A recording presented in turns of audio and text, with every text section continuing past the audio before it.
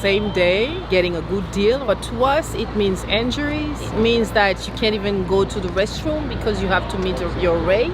During Prime Week, injuries tend to skyrocket because the managers tend to push a higher and higher productivity want. I'm tired of there being an ambulance at my job site almost every night from workers being overheated. I've personally gone to the hospital twice. This year, Amazon has doubled the length of Prime Day from 2 days to 4. And so that just means doubling the amount of life-altering injuries that a lot of workers are going to experience. Lifting, pushing, pulling, bending, reaching high, etc.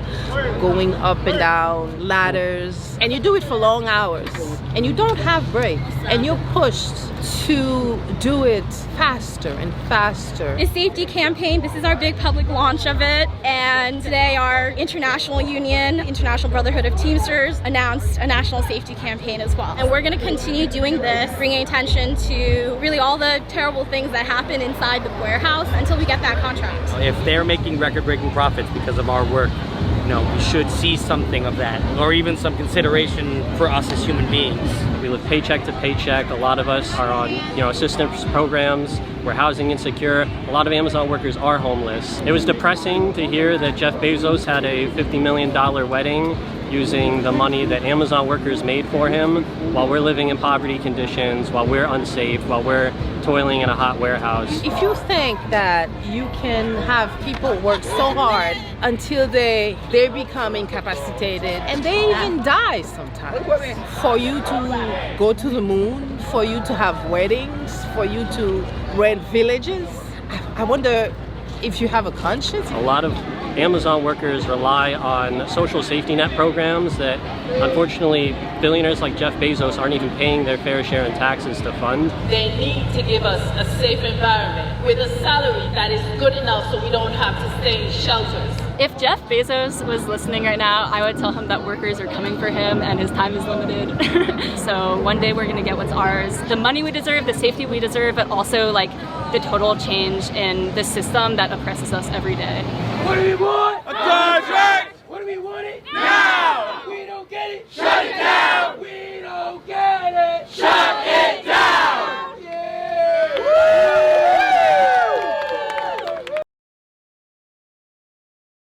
I'm sorry, is that Jeff Bezos? It is. Oh, you know him? I mean, everybody knows him. He's a self-made billionaire. What? He's a self-made... No, I heard you. It's just, he's not. Yeah. A lot of people don't know he started Amazon as an online bookstore working out of his garage. Do you know where he was working when he started the business? I don't. It was a hedge fund. Huh. And then his parents gave We him all get a little help from our parents. $100,000. 100? Okay. And another $145,000 the next year. Oh. But he did successfully build an online bookstore. I mean, he had the money to pay software developers and people to write the code. Well, he did a really good job growing it into something big. He did also get $8 million in 1995 from Kleiner Perkins Caulfield and Bayer. $8 million? Yeah, and I don't know if it's fair to say that Amazon did things better or more efficiently. They had a lot of cash on hand and they bought up their competitors. Huh? Yeah, the list of Amazon's mergers and acquisitions is over 100 lines long. What? Instead of competing for customers by offering the best products and prices, Amazon absorbed and purchased companies that occupied spaces in the market they wanted. If you can't beat them, buy them. Yeah, well, now the company has a profit of $225,152 million annually, and they're busting up their employees' union. Why would you need a union if you work at Amazon? Well, warehouse workers report not even having enough money to take the bus after doing 9-hour shifts of calisthenics. Yikes. And Amazon workers are injured at double the rate of what is the industry standard. 6.8 serious injuries for every 100 workers in those warehouses. I guess 2-day shipping comes at a cost. Human lives. 6 employees died in a tornado when they were working in the warehouse because of the no cell phones policy. 4 employees died within the span of less than a month this past summer. 1 forklift crash, another cardiac arrest on Prime Day, and another fell off of a ladder and sustained head injuries. Really? Employees documented temperatures in storage containers reaching 145 degrees Fahrenheit. Damn. In the warehouse that did unionize, Amazon has refused to negotiate a contract despite the union being officially recognized. And in warehouses that are still trying to unionize, Amazon has created a culture of fear and hired professional anti-union consultants and has been found guilty of intimidating workers and union busting on multiple occasions. I never hear about this in the news. All while Jeff Bezos is getting richer. He made $4.22 billion according to leaked IRS documents and only paid a less than 1% tax rate on it. I pay a higher tax rate than him? Which means Jeff Bezos is getting rich off of workers who might be on food stamps or taking public transportation that's been partially paid for by you. I'm gonna change the photo in that frame. Maybe put one of your grandma. Maybe one of my grandma. So if you got through the end of that video, you may be in agreement, you may, be on board with it, and part of me was to begin, but then I really started to realize, right, mastering and getting out of this victimhood mentality is also stepping up into our power and realizing how much of the choices and decisions we have. These people have the decisions to not work for this company anymore. They do. We're talking about being on extra assistance, we're talking about all that.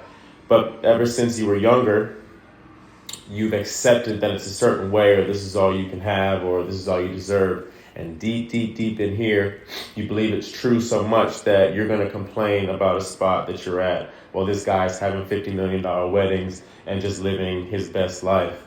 So I didn't even think I would come at this angle. I thought I was going to be all supportive. And look, the compassion is there, the empathy is there, the sympathy, all that's there. No one's disregarding that. But the real challenge or the real call to action is get out of the victimhood mentality. Because just as easily as someone gave him the 100K or whatever, that money can be given to you. So we don't need to judge, we don't need to berate, we don't need to sit here and demand. We just need to sit here and create and emote better and simply live better to rise above. Even, I don't know if y'all have heard about that trending one about the McDonald's worker who killed the mother of four, or mother of six, whatever it was.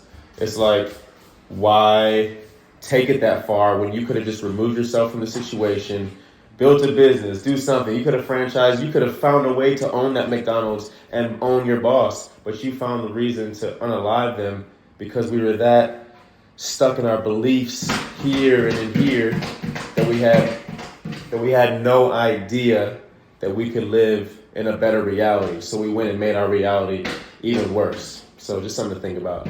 Love y'all. Give care.